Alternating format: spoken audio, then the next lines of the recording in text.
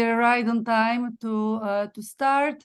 Thank you, everyone, for coming to our December session. I know this is a busy time. Many of you probably were ready to log off and take a break. This is quite late in December, so I appreciate that. And today we'll hear from Richard Wagner, who is a professor emeritus at George Mason University and an independent scholar. And we are all familiar with Dick's work, so I don't think it needs much of introduction. So with that, Dick, the screen is yours, and I'll be stepping back. And I gather I have 20 minutes. Yes, that's what you asked for. This paper is something I said I would contribute to a volume that Marta and Michaela are putting together. And the inspiration comes from the Jimena Hurtado and Maria Pia Paganelli presentation 2 months ago. That was a presentation on Adam Smith and Carl Menger. And that moved me to write this paper and to exercise a little bit my suppressed desires to be a historian of thought, which I have taught off and on several times, but probably not for the last 20 years. And so I was inspired by that, by their presentation. And so I wanted to explore the theme. It's a little bit of a different theme than the theme Pete has been carrying forward for quite some time about good economics and bad economics in terms of mainline and mainstream, with mainline being the good stuff that goes back to Adam Smith, and mainstream being all the horrid stuff that has dominated the 20th century. I agree with that, but I present a little bit of a different take on that, in that I think there are two very legitimate types of human activity.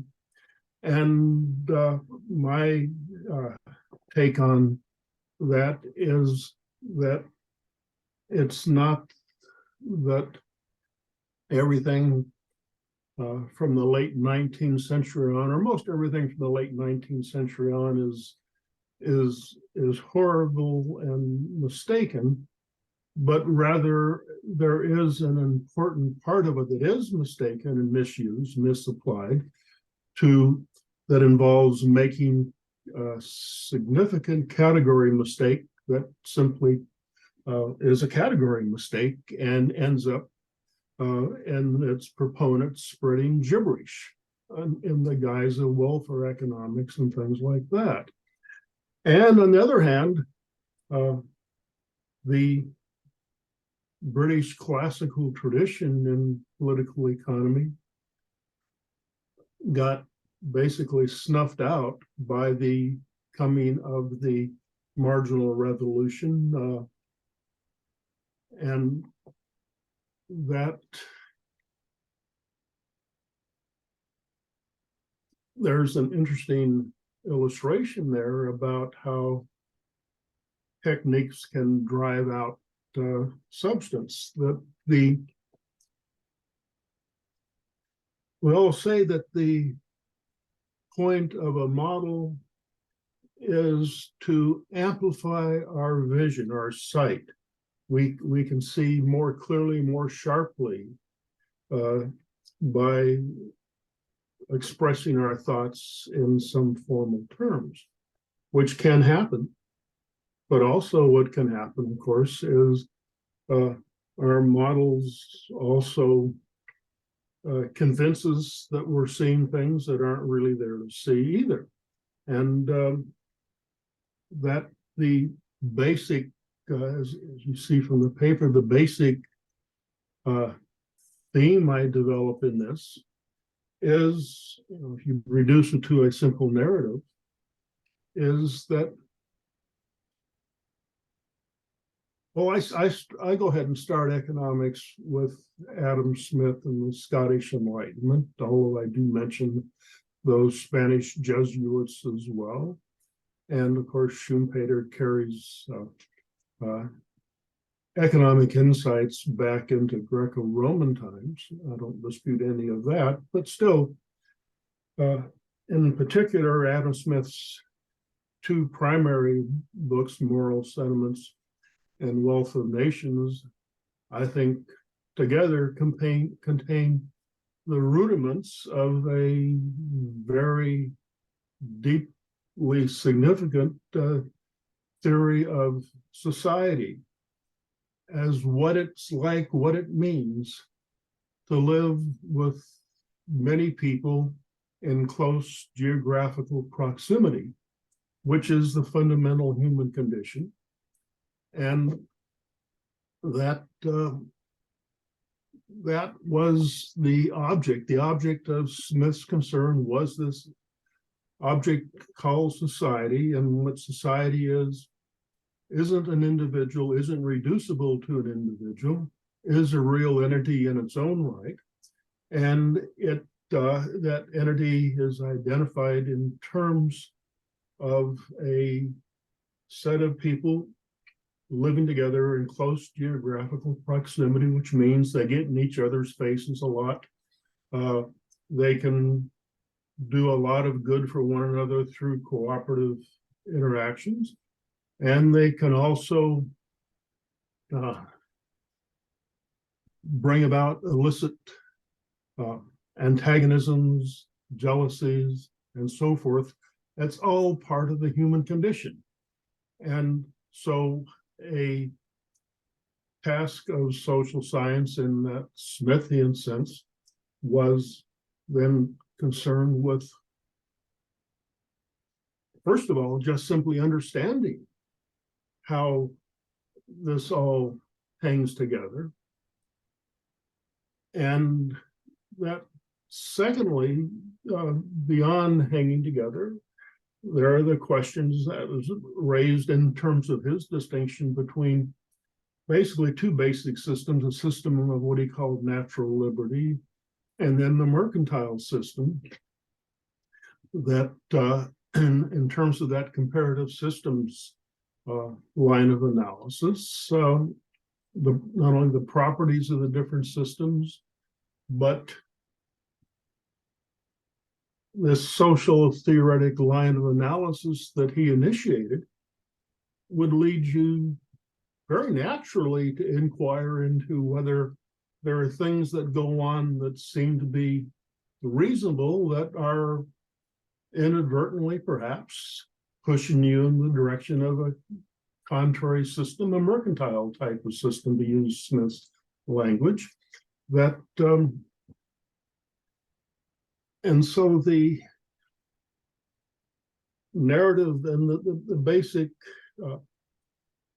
form of this paper is simply, on the one hand,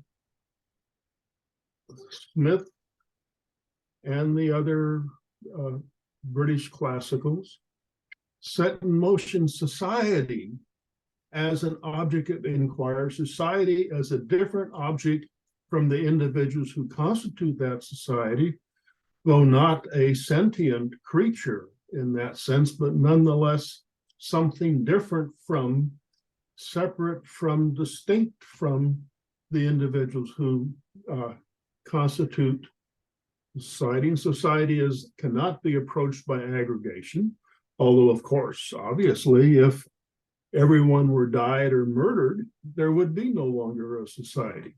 But still, and so the question is, how do you go about thinking about that? And that project is what got denuded by the coming of neoclassical economics, the marginal calculus, and all of that. It didn't have to end that way, but I think that's by and large the way it turned out, because when you had the coming of the marginal calculus, and it's interesting in that respect, if you look at the correspondence between Menger and Walras, that Walras wrote Menger asking or asserting what buddies they should be intellectually speaking, because Menger's book supported Walras and so forth, and Menger wrote him back and said, no, not at all, that there's a couple of points of similarity on very formal matters, but nothing of any significance. And so with the coming of neoclassicism, and I attribute him in the paper, Alfred Marshall is a big player in this development, with his effort to separate economics from the moral sciences at Cambridge in terms of the examinations that they were given, and he succeeded in 1903. And so there I identified that, well, there are two styles of economics. One, the classical vision of Smith and his associates, was what we are trying to theorize about is what it's like and what it means to live inside of society. Is each of us has all kinds of people with which we have relationships, some beneficial, some not, and that's the nature of the beast. And so that setting provides an endless variety of types of situations and problems that people can analyze. That mode of thinking disappeared with the coming of neoclassicism, and that's where I was really enthused by the Hurtado Paganelli presentation, because their presentations said pretty much the same thing. And so what happened then with the coming of neoclassicism was the conversion of economics and the pushing of the energy of economists into the construction of administrative problems, of the treatment of all of society as just the overcoming of administrative problems. Whereas prior, back, consistent with the classical Smithian kind of approach, everybody faces administrative problems. That was Philip Wicksteed. Again, he had that charming place in his Bill, bring me the headset. I didn't hear.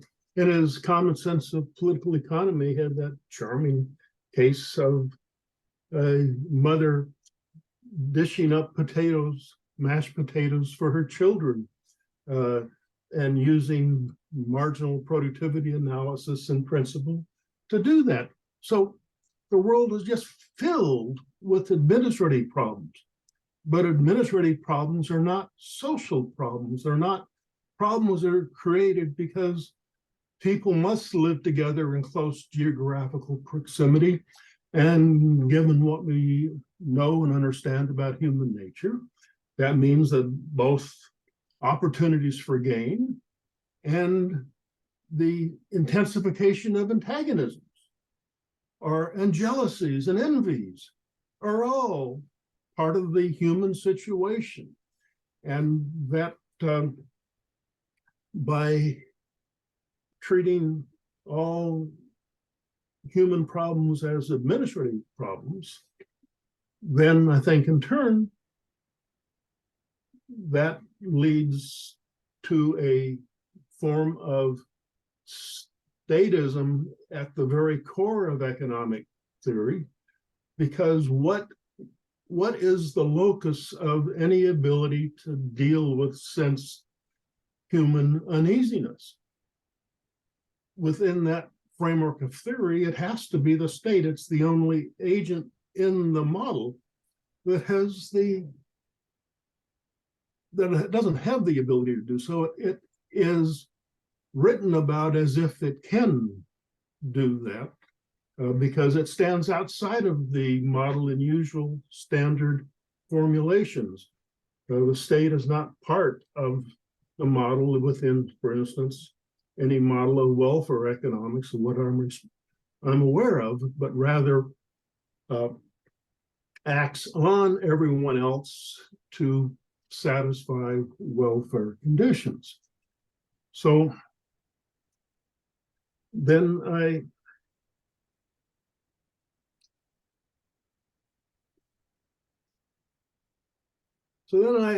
if you ask what kind of framework might be able to carry forward with some modern ideas about systems theory, network theory, agent-based computational modeling, several things like this that are now have come on board over the last 30, 40, 50 years that I think can help to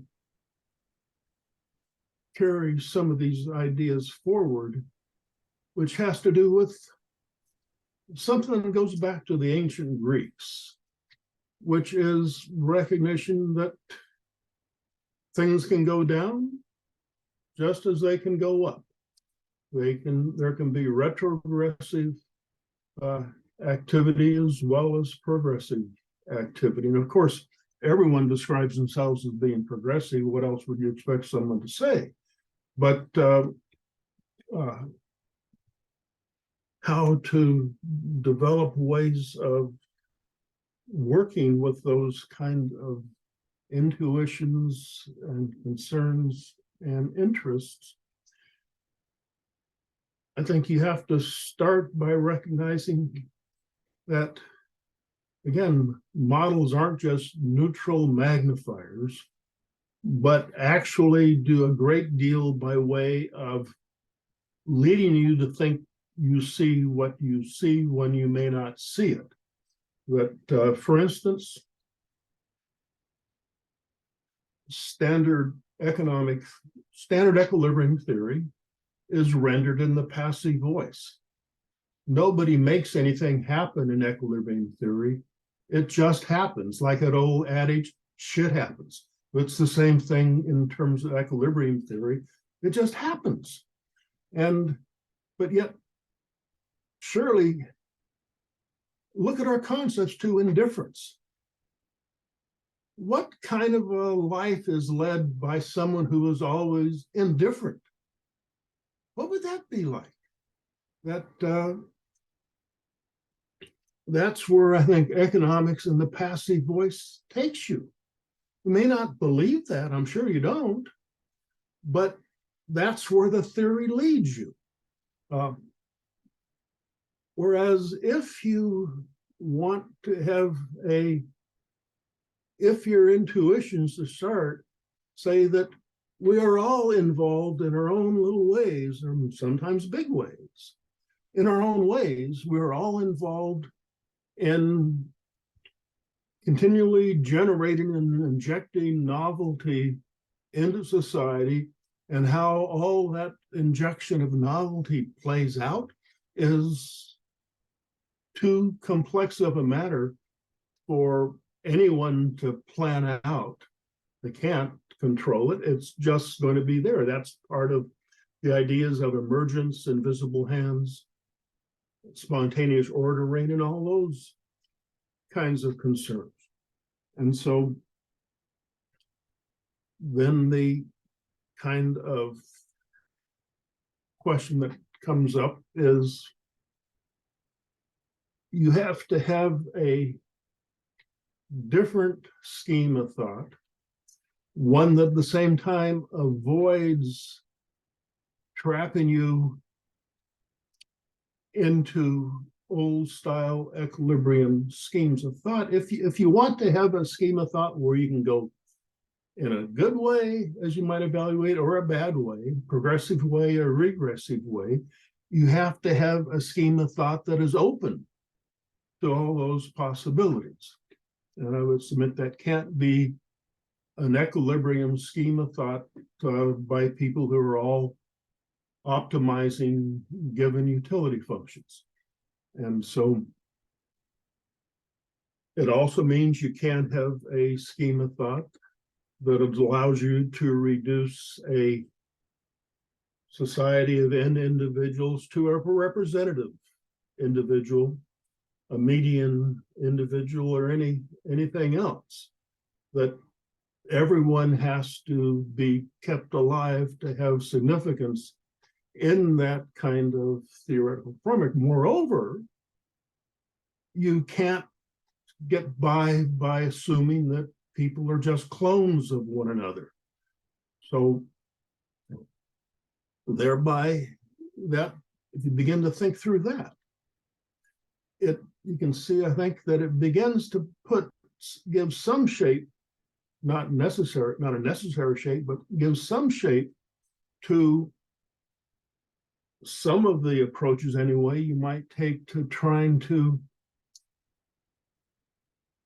go back to the Smithian classical kind of concern with the object of concern being society, and at the same time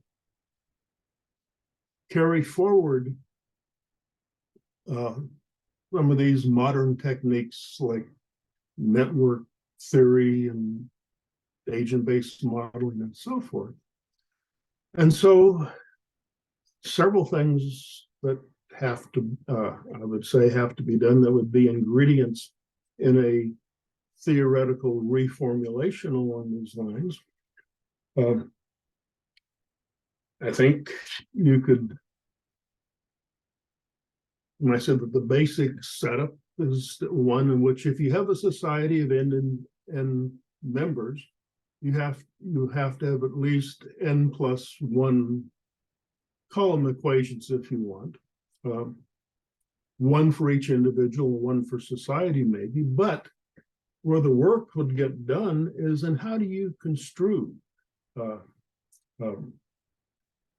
individuals and what their objects are. If you go back to Smith in this sense, for instance, the place of esteem, approbation, and so forth means if you ask what is it, how do you go about giving an account of how societies seem to hold together? And if you look at it in terms of individual utility functions, as modern economists also do you not see that you have individual utility functions, a significant part of them concern how people think their actions are perceived by other people, and how that in turn feeds back into influencing the actions they undertake. Now, then one of the things that interests me increasingly these days is the amount of effort and writing so many people give, trust, adhesion, what I call glue, all these things, that there's a wide sense that these things seem to be falling apart or not holding as well as they did before, and it's not easy to miss the signs. We even have this country's president often saying, I want to bring people together. Well, you think, how on earth could a politician ever bring someone together? Because if you look at the basic model, this is a paper Martin and I wrote probably 10 years ago, a long time ago. But which has to do with a simple comparison of magic numbers. That magic number in market transactions being 2, meaning that a simple model of exchange can explain and account for the most complex imaginable commercial transactions. This was the point of Richard Epstein's book, probably 30 years ago now itself, on simple rules for a complex world, that he discussed the various business organizations that get cobbled together, that it's immensely complex transactions, but it all works and people understand it all. But the basic principle of all that is consent among participants. There's very little, if anything, by way of involuntary activity that takes place within market frameworks.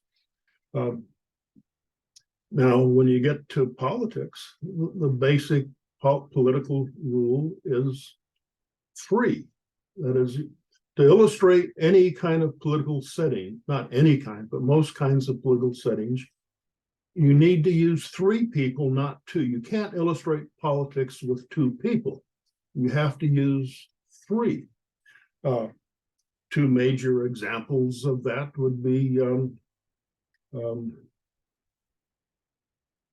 William Riker in his 1962 book on factions and the theory of coalitions.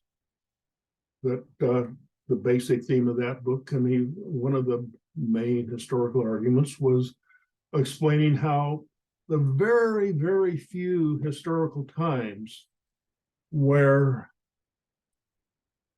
electoral outcomes led to the formation of giant coalitions broke apart very quickly.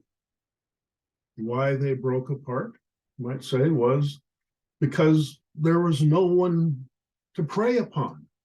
If you had a coalition, a governing coalition that had 2 parties, each got 45% or so, with 90% of the people, there's no one to prey upon. And it's the same thing as the friend and enemy distinction from that German lawyer from the 30s, all of a sudden, whose name escapes me, but Carl Schmitt. And his friend enemy distinction is put in a different language than Riker's coalitions. But in either case, if you say the basic principle behind the transaction is a handshake, when you get to political deals, you have a very different, there might be a handshake among a subset of people, but there's always a set of people who must be outsiders who are going to be forced supporters of that deal. Now, ask what happens inside the mentalities of people who are in that position of being outside.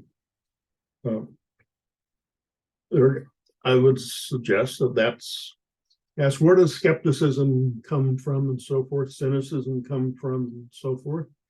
And I would suggest that these kinds of deals are the source of it, or even such simple kinds of questions of how can a political program of any type, I use the example in the paper of the Affordable Care Act of 2010, but how can a political program of any type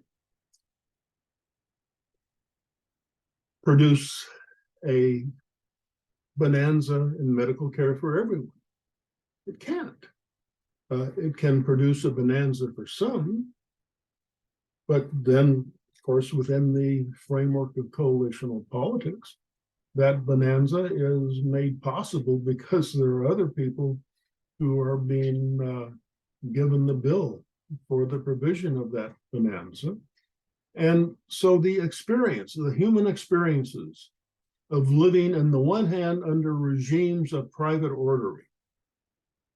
Like if you think, just all of a sudden recall one of my, I don't know, for some reason, favorite books about world of private ordering was Thomas Mann's Buddenbrooks.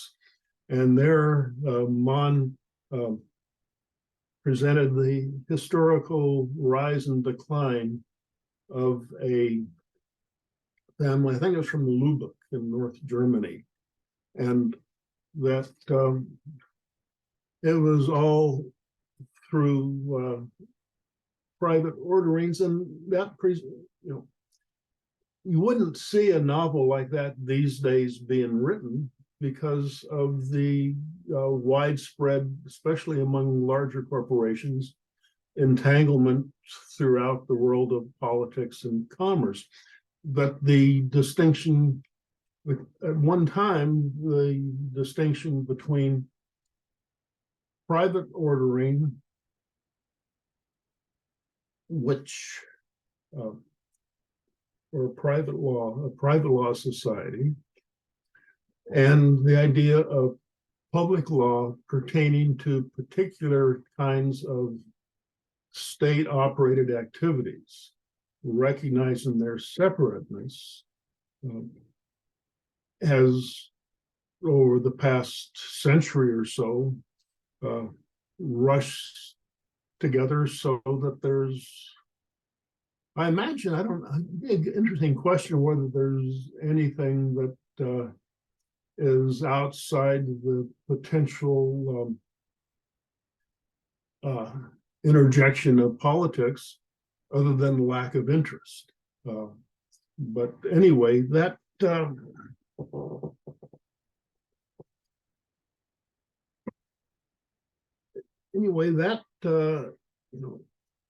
in terms of, just to summarize and stop here, that after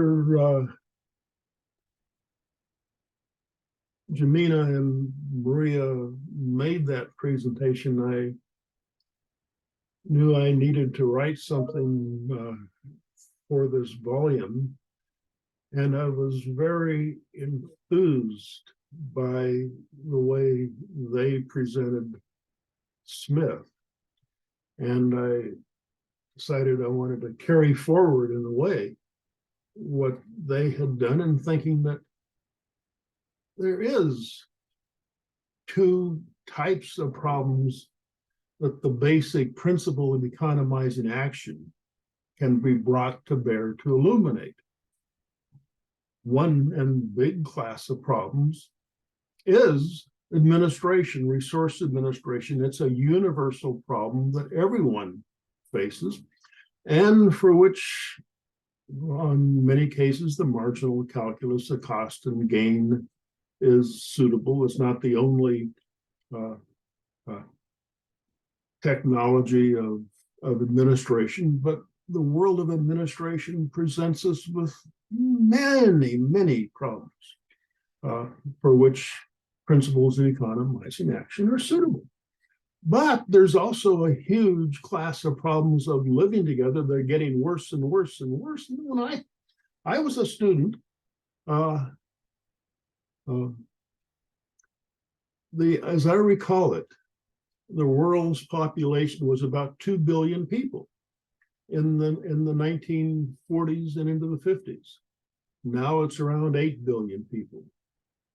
And think about that. The same geographical space, a fourfold or so increase in population. It means that the problems of social organization, of living together, are surely going to becoming, or should be becoming, more and more important and significant as this world is getting increasingly shrunken not geographical scale, but in terms of any kind of reasonable notion of us all living together.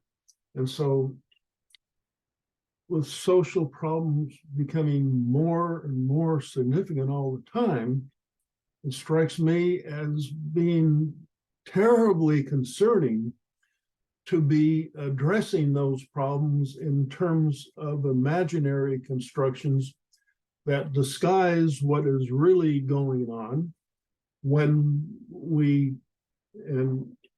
analysts speak of measuring benefits and cost across everyone without ever asking anyone what they think about it. Because if those analysts were right and their benefits and costs were done right, everyone should agree with what they came up with. But that would deeply deny the logic of political coalitions, the magic number 3, and so forth. And so I close by feeling very, very optimistic about going forward in terms of what I think is a wide territory for pushing economics as the, do I want to say the only theory of society worth anything? I have some friends who are sociologists and so forth, and we have some good conversations and so forth, but I still think that the natural home of all social theory and would trace its roots would go back to Adam Smith. And but so I have that kind of feelings about me, and I'll just go ahead and stop with that. Thank you. Thank you. Excellent. And I appreciate your optimism. That's a great way to end this presentation. All right, let's open this up to questions.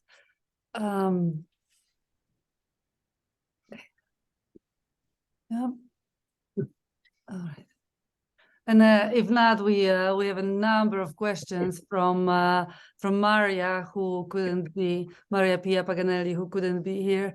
But okay, so I'll get to Maria's questions in a moment, because I see a couple of people already raising hands. So excellent. So okay, Michaela, and then Pete. Great, go ahead, Michaela.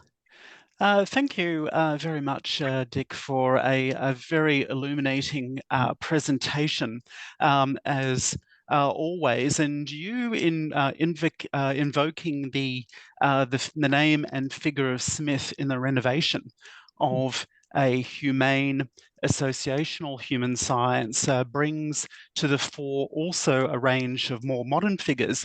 And speaking of association, I refer to Vincent and Eleanor Ostrom. I'm interested in your reflections as to how Vincent and Eleanor Ostrom's work of association, of capabilities of building up self-governance in association might be put fruitfully to the service of the vision, the non-administrative, the pro-democratic, the pro-associational vision of social science and human living togetherness that you put forward. Thank you. You want me to address that now, or? Yeah. Okay. No. If you wish. No, I am a huge fan of the Ostroms, of course, and of course the Hayek program was centered on the Ostroms along with Buchanan and Hayek. And I think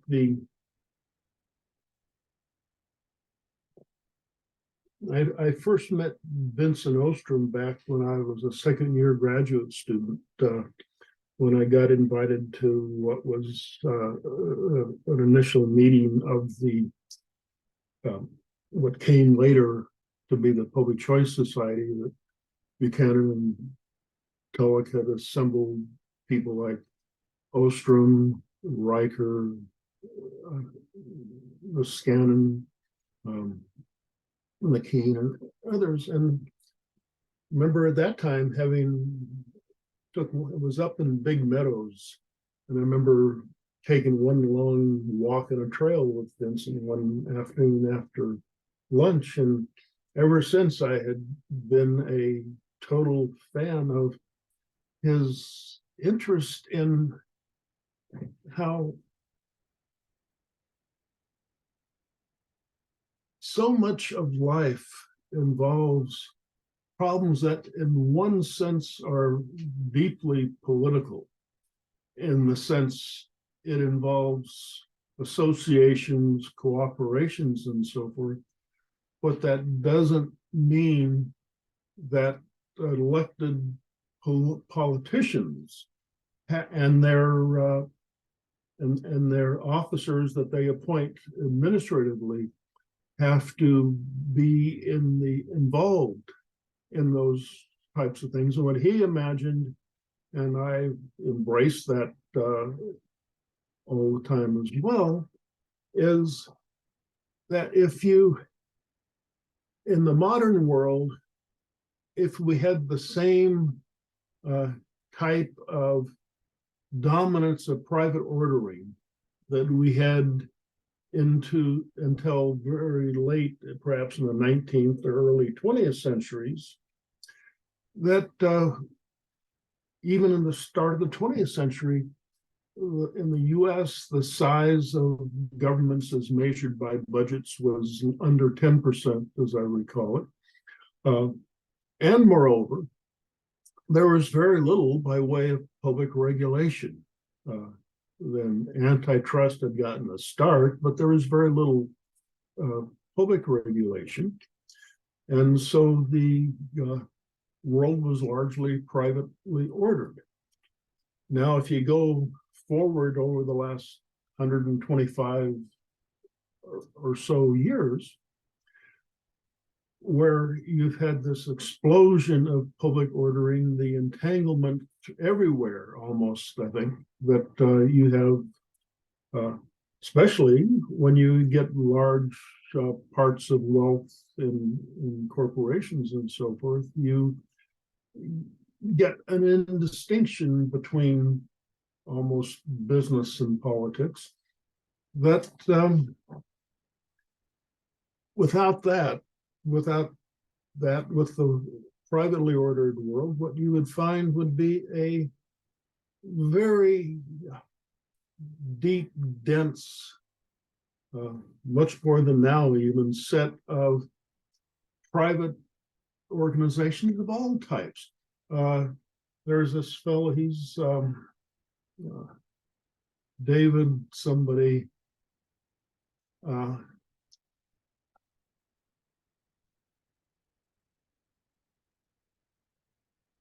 I need to work on the memory exercises more sometimes, but David Bido had a lovely book on the organization of various kinds of welfares, charities, and so forth in the 19th century and into the early 20th century. And that would have surely have exploded, but where with the problem you have with elected politicians is that they are competing to be elected. So that means they're always in the business of looking for business to do, but they don't have to assemble coalitions of voluntary supporters. An elected politician who wants to create and carve out a circle of supporters only has to find a majority of supporters and can send the bill to others. And the big, and you might say, problem of political administration is how to find ways to create and craft the legislation that will almost naturally seem to exclude some people, include others. Often those things are done these days in terms of wealth or income levels, sometimes racial levels, age, variety of things. But it's every one of those things speaks to a carving out, a differentiation, a conferring advantage. But to confer advantage, you have to impose disadvantage on others, and that becomes the whole characteristic feature of the entire political system. And it wasn't the feature of that system until, well, I don't know when exactly to date it, but I think somewhere between the late 19th, early 20th century, somewhere in there. I would recur to a better historian than myself to be more precise about that. No, so Ostrom is awesome, and I think both of them are. And I think it's a very important part of our natures is to seek out others, to in various ways contribute. We contribute to one another. We have various kinds of feelings of sympathy, fellow feeling, and so forth. And most of our natures are nothing at all resembling the solipsistic kind of selfishness that gets portrayed under the guise of Homo economicus. I think those are all monstrosities. I think I associate with the neoclassical period of economics. If that's helps you, Michaela, or not, but All right. Peter, would you, go ahead. Yeah, so everyone can hear me fine? Yeah. I'm trying out a new system. That's why I'm unclear. Dick, great paper. Wish you and your family the best for the holidays. well, thank you.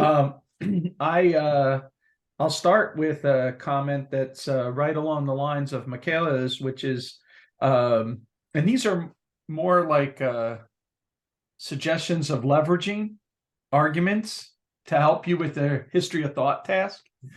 So the first one is Vincent Ostrom's Intellectual Crisis book, because he's trying to explain, and it relates to you.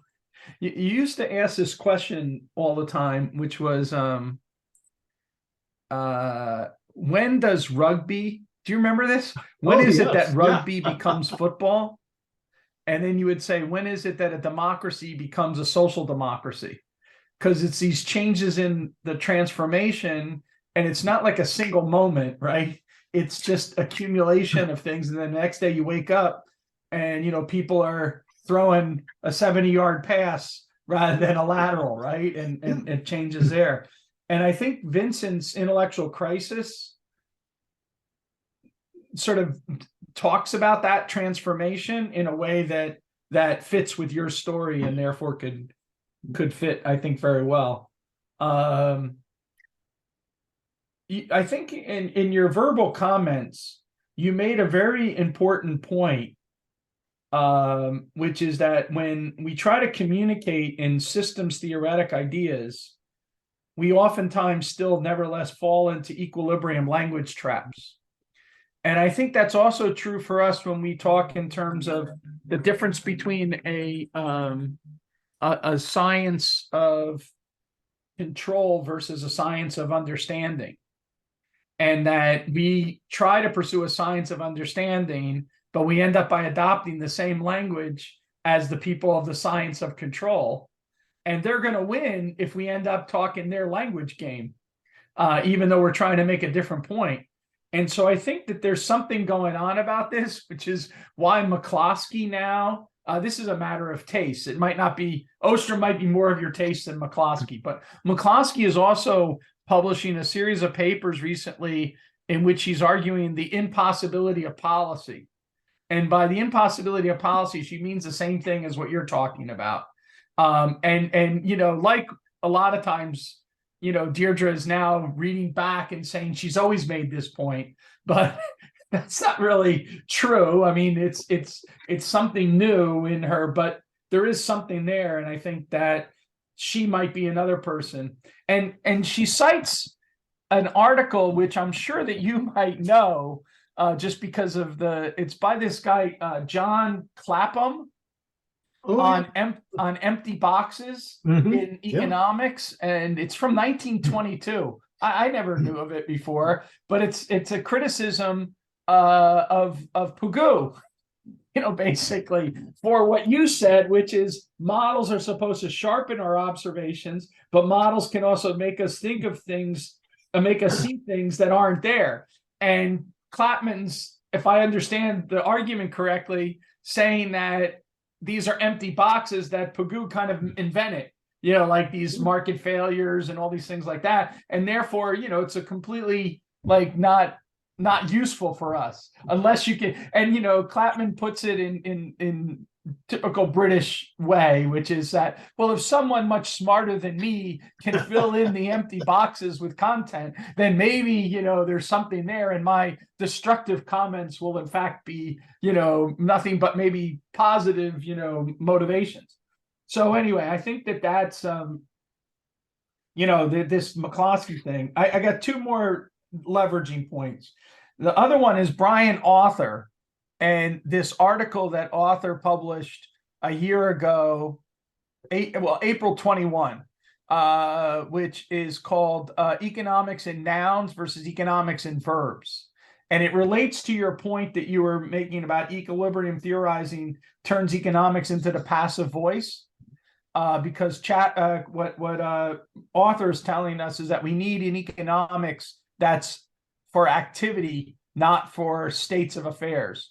And so I think that that's another leveraging point. And then the last one, which I'll leave with, which is, I'm sure that you'll appreciate this, which is that Mises in Notes and Recollection reports of a conversation supposedly that Menger had, where Menger is describing Knapp's theory of money. And what Menger says is this is the logical conclusion of Prussian police science. And I love this phrase because then Mises uses it to describe, you know, the rise of the economics of basically what would be called public economics that's not done by the Italians, right? And that it's Prussian police science. And I like that for a variety of ways. But the main one is the focus on police science, because again, it's an economics of controlling these characters which are too dumb or too, you know, lazy. So they're either too dumb or too lazy to do the right thing.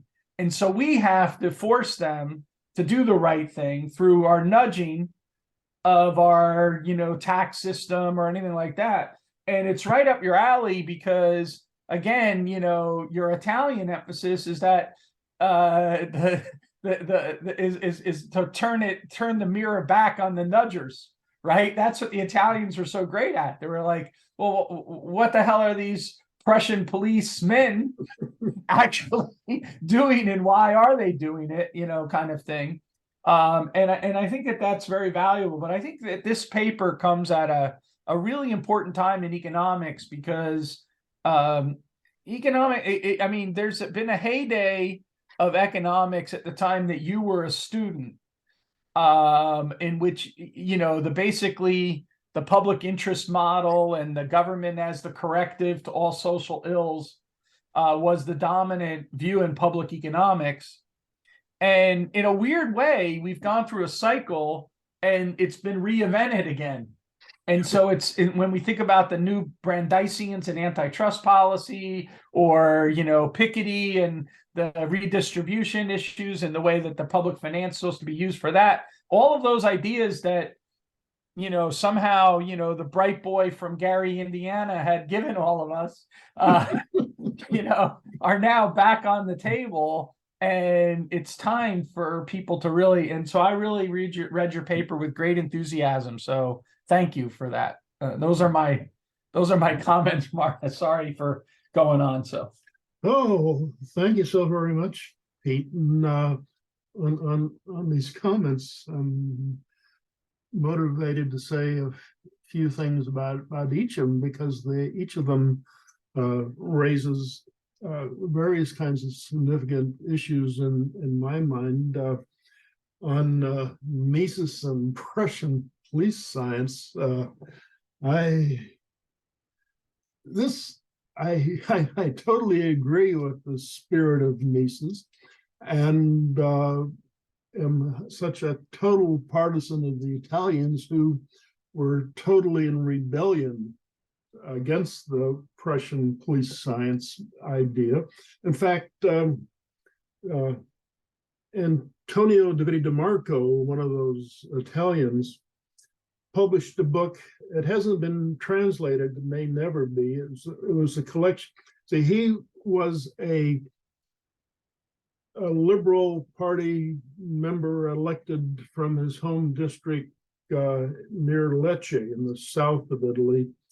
He served about 20 years in Parliament, and he wrote a long series of essays that were published in a book translated to read my 30 years of rebellion, or something like that. And each of them was a recitation of parliamentary experiences that were the reflection of, you might say, of Prussian police science, which I take it as bureaucratic management of winning coalitions to suppress most people. And but this particular one raises a problem for me, though, at the same time. And it's a question for all of us, which is, and it's a question that I first encountered back when I was on the faculty at Tulane University. That would have been somewhere between 1968 and 72. I remember that because I checked out this book from the library there. It was a little book. I don't know why I found myself reading it, but it was a little book by University of Chicago Divinity School faculty member named Langdon Gilkey. And it was called, the title was something like, "How Can the Church Minister to the World Without Losing Itself?" or something like that. And it posed a problem of, you might say, missionary communication. That you believe you have a word the world would be better off hearing, but you have to get an audience. So you can't go in and say, "You stupid ignoramuses, throw down your spears and embrace the world," or something. That's not going to work. You're going to have to somehow develop relationships, show and demonstrate your sympathy with them and so forth, and bring them to you. And that was, it was a book on the art of preaching. And so, with respect to Mises and police science, the Western world is filled with police science creatures, overrunning with them. And they're like roaches would be in Florida here in the summertime if I didn't exterminate them. And so, but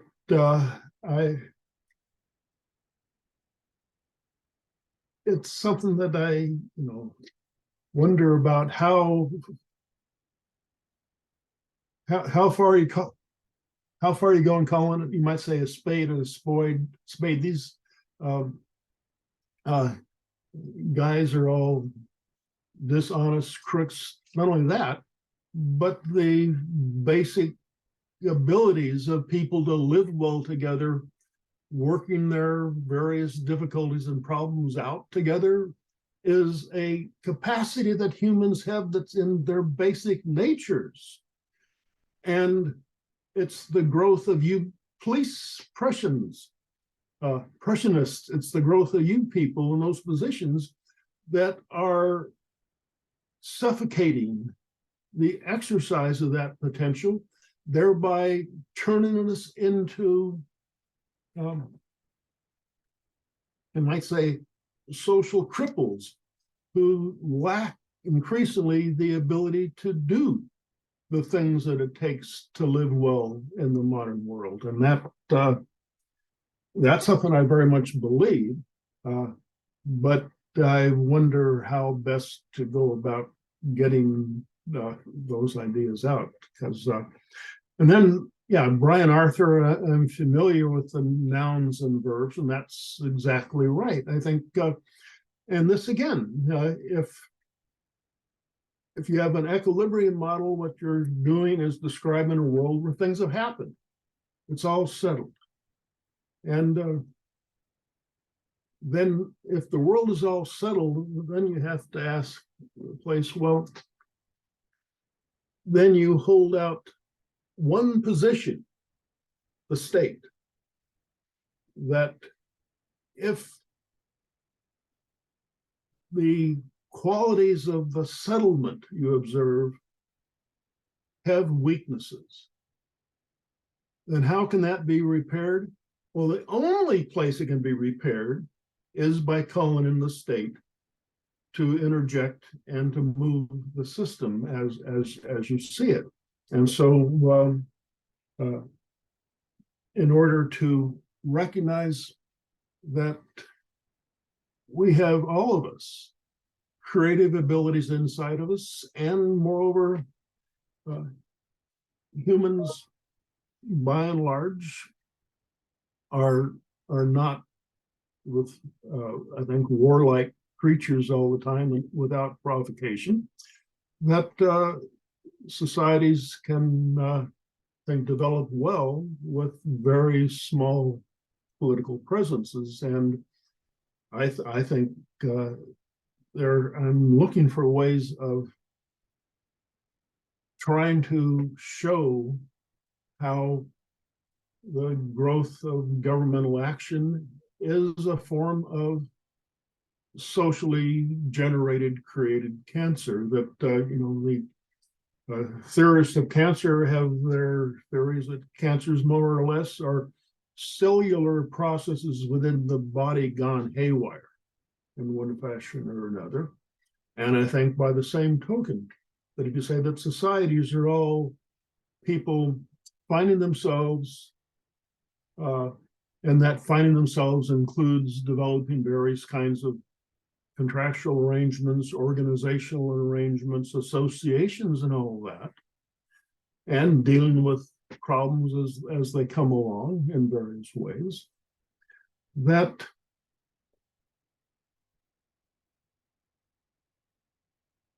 I'm looking for a way of, I don't want to say this is the Prussian problem I mentioned with the first point. I don't want to say that states suck, as against explaining how it is that people can see, and by reading the lines of analysis, that there are capabilities. This is a question of what are the capabilities that organized humanity has.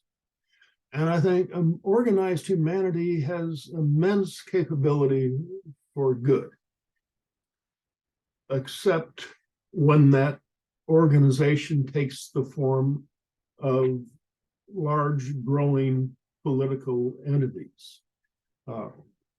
And because that imports a strong hierarchical orientation into society, whereas otherwise societies are all inherently polycentric. And so, and you know, finally on the, I guess the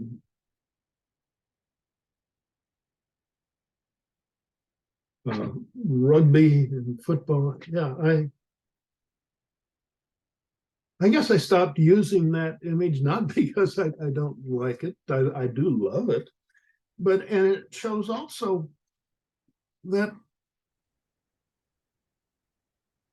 the appropriate way, surely, of conceptualizing social living together is one that allows for evolutionary development, emergence of novelty continually.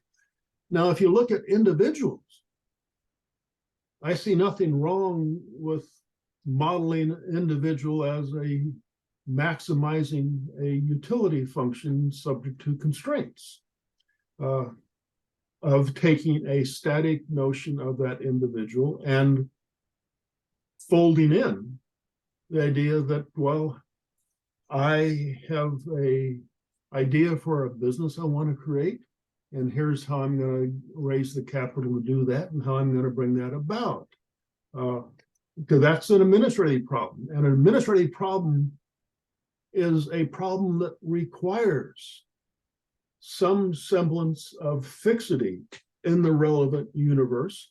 You have a notion of here today, you have a notion that at some point in the future, you're going to put and form certain kinds of commercial organizations. Those organizations are going to have certain types of contractual relationships, and all of this. And the appropriate way, I think, of thinking of that setting, that administrative setting, is an equilibrium framework, because all such planning action is one where you are acting today based on a projection that you make of where you're going to be some point in the future. Well, to make that projection then entails you in creating an image of what your part of the world is going to look like at that time. Now, we know that those don't always work out. That was the point of Frank Knight's Risk, Uncertainty, and Profit. But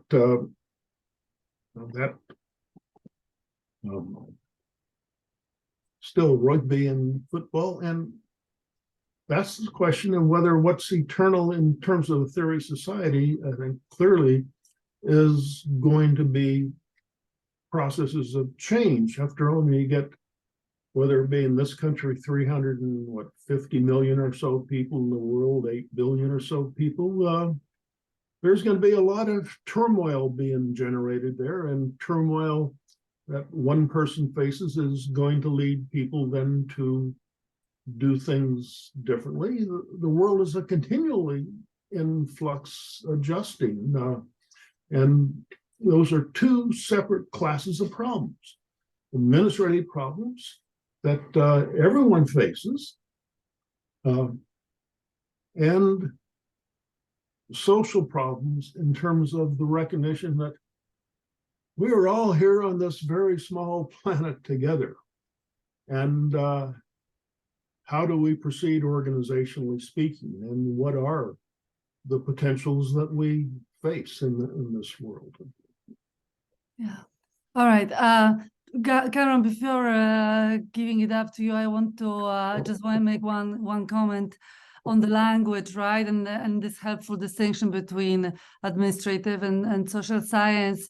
I think it's worth recollecting that the equilibrium, right, the interest of neoclassical economics looks the same under socialism and capitalism, but the processes and relationships that generate that equilibrium are very different, right? So you have very different social science under these two economic regimes, and yet neoclassical economics makes them look the same. Anyway, I find that helpful to think of that. But Cameron, it's your turn, if you. Yeah, thank you. And thank you for the paper. So I understand one of your arguments to be that the model determines the perspective to some extent, that this equilibrium, passive voice, comparative statics predisposes people to this kind of administrative approach to economic science. And I wonder if that takes the model builders' models too seriously on their own terms. Because, for example, if you ask any economist, the most neoclassical guy you can think of, explain to me the law of one price.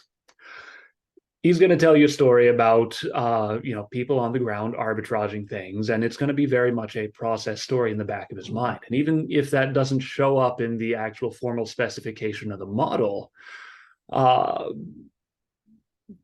good economists, at least, know that the model is a metaphor. And the second reason that I have pause on the connection there is because you mentioned a lot of alternative, more process-focused methods. For example, systems theory, complexity economics, staging-based modeling, all of which I think can be used to great effect. But if you look at a lot of the people who use these, if you compare the stories they tell to your just basic bog standard comparative static story, the comparative static story very often comes out better. If you look at questions like, what are the effects of the minimum wage, for example, right? You can tell a better story there with comparative statics than you can with a lot of people who try to, hand wave around different things. And so I wonder if there's tacit knowledge embedded in a lot of these unrealistic assumptions that I agree are unrealistic. And of course, we can do better than that in certain circumstances. But I wonder if the connection between the models on their own terms and the approach to social science isn't quite as straightforward. Oh, I think you're right about that.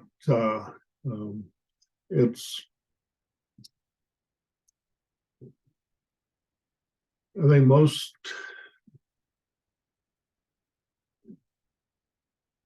think most everyone who teaches economics, the most neoclassical type ever, illustrate theories in process terms. You put a demand and supply curve on the board, and then you say, well, what happens if supply decreases? And then you talk about, well, some people can't get what they want, and so then vendors raise prices and people buy less, and this is absolutely true. What I'm wondering about, though, and what I guess animates me, and your question as well, is in my own mind, I think there are a whole host of situations that call for people to act administratively. And I think economic principles have a lot to offer there. I don't think, though, to treat politics by the image of administration is to misconstrue terribly the nature of the political instrument, which is a divisive and not a joining instrument. No matter how much politicians speak about wanting to bring people together, they do so only if they buy into party programs in one fashion or another and adhere to particular ideas about how they want people to behave.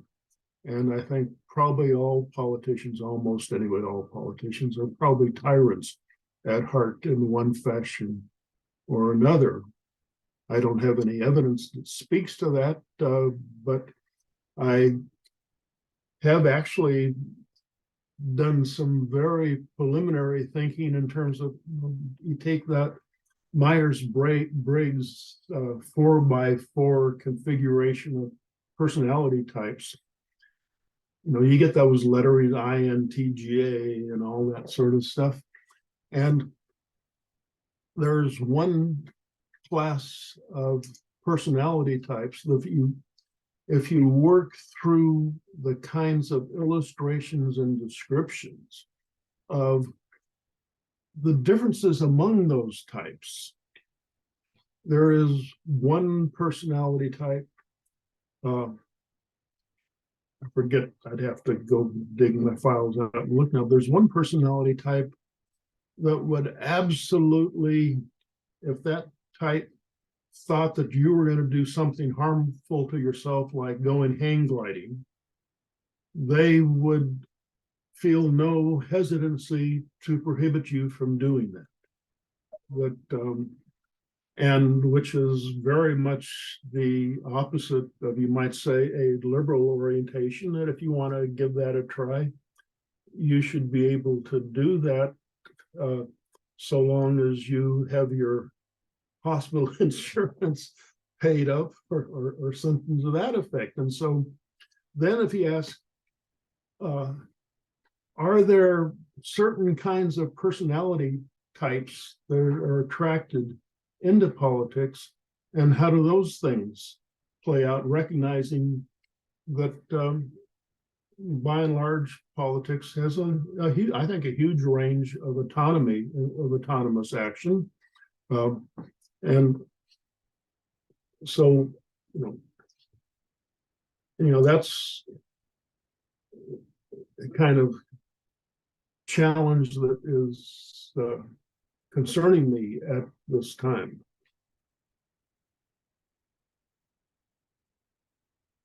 All right, we are about to run out of time, but Nathaniel, would you like to step in with your question? Yeah, this will be the closing question. Yeah. Thank you very much. I'm interested in you're bringing Marshall into this, because well, in part because I'm teaching history of thought next semester, but also because when I start digging around on Marshall, well, I guess what you're trying to do is trying to find a turning point, right, in the profession from political economy into economics, and Marshall, I think, was responsible for changing the university teaching of political economy and making it more separate as economics as compared to political economy. So I'm wondering, first, whether Marshall was partially responsible, if at all, to removing de Tocqueville from the reading of the training of economists, to get back to the Ostrom point, and maybe Doug Irwin's stuff on this can show something about that, but also how you see Marshall as being important in making this transition as compared to Samuelson, or as compared to Ricardo, in an earlier time, switching away from political economy being closely tied to theology, which is work that Ross Emmett is putting forward with Jordan Baller, and Keynes points out that Marshall didn't give up connections to religion completely, and it's interesting that Marshall was born inside the Clapham sect of abolitionists in London, and his father was a pastor inside of that sect. So anyway, there's the question of Marshall and how Marshall fits into how you think about the transformation of political economy into economics. Well, Marshall was certainly the major figure in British economics from the late 19th century into, well, his last edition of his Principles was 1920. I think he died about 1924 or somewhere in there. And his Principles was around, as I understand it, probably a good 20 years or more afterwards before falling away. But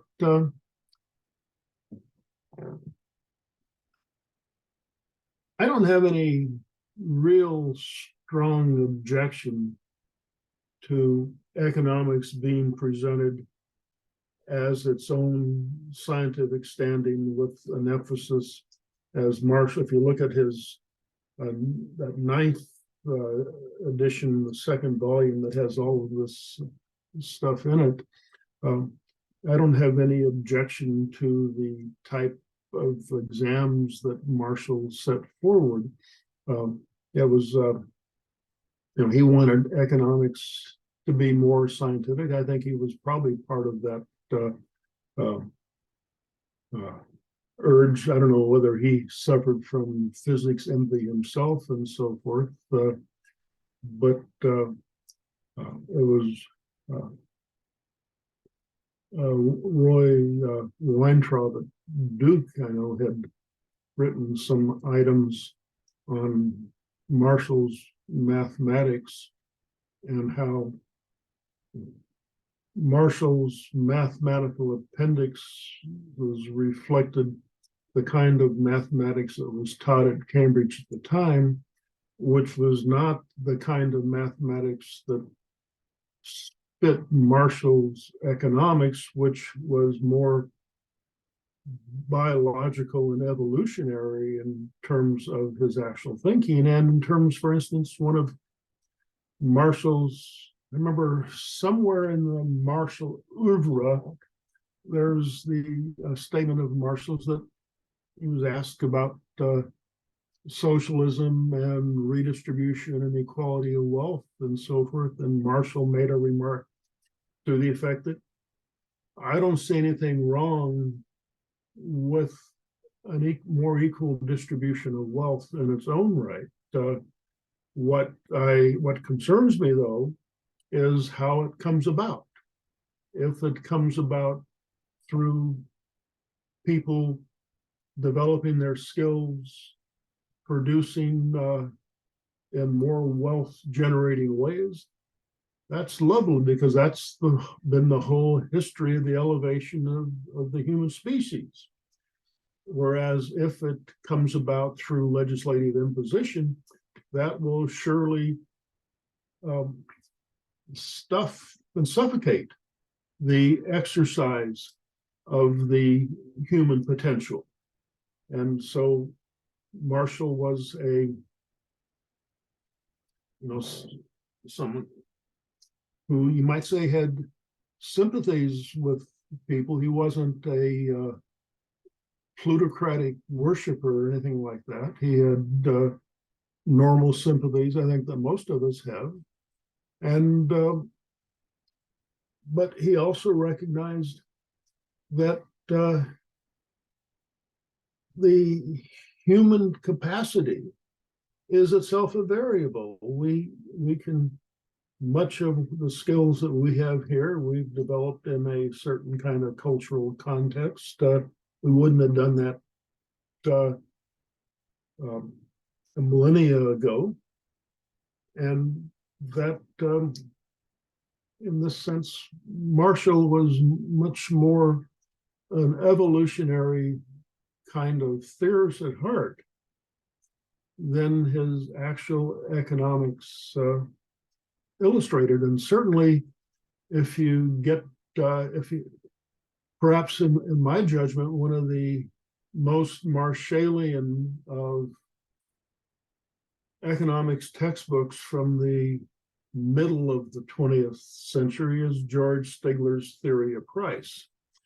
And but that is something that Pete knows about, because we talked about this that reflected Marshall is revealed in his footnotes, because his footnotes were all those diagrams. And then Stigler put the appendix had equations in it.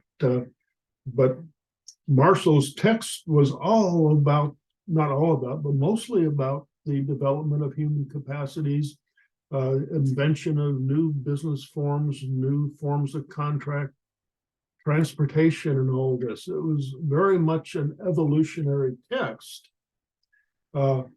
with diagrams and footnotes reducing that text to geometric illustrations.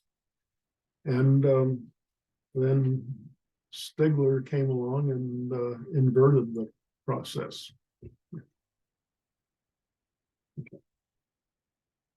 Well, excellent. Thank you for an excellent talk, Professor Wagner, and thank you everyone for coming on this call.